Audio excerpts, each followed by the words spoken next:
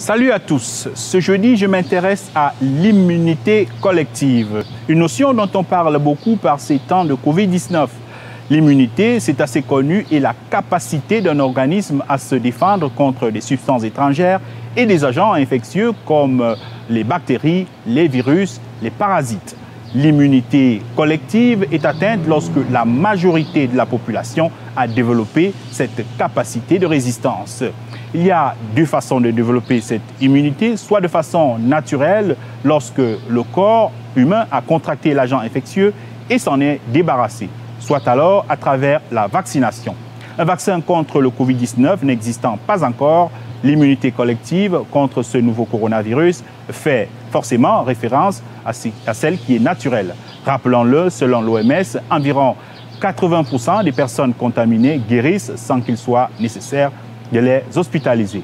C'est pourquoi certains pays ont fait le pari de l'immunité collective. Au début de l'épidémie de Covid-19, c'était le choix fait par des pays comme la Grande-Bretagne, les Pays-Bas ou encore la Suède. Sans que cela soit officiel, c'est aussi le choix que font désormais d'autres pays qui ont opté pour le déconfinement malgré l'augmentation des cas positifs. Vu comme cela, l'immunité collective semble un choix judicieux, mais c'est un pari difficile, comme l'explique le professeur Bruno Lina. Il est virologue au Centre hospitalier universitaire de Lyon, c'est en France.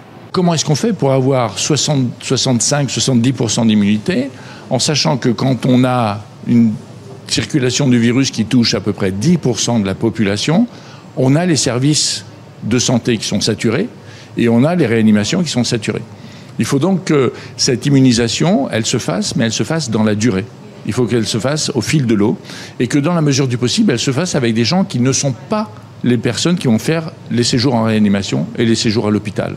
Aujourd'hui, en termes de calcul et de mesure de la réponse immunitaire, on a beaucoup d'incertitudes. On a des incertitudes parce que les tests ne sont pas bons.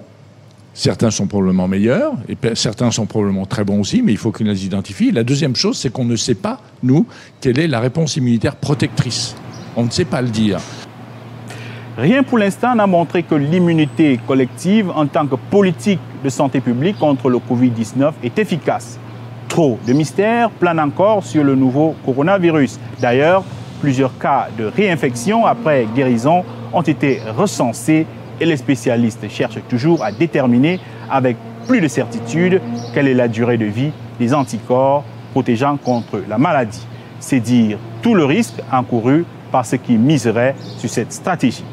Voilà pour notre chronique santé de ce jeudi.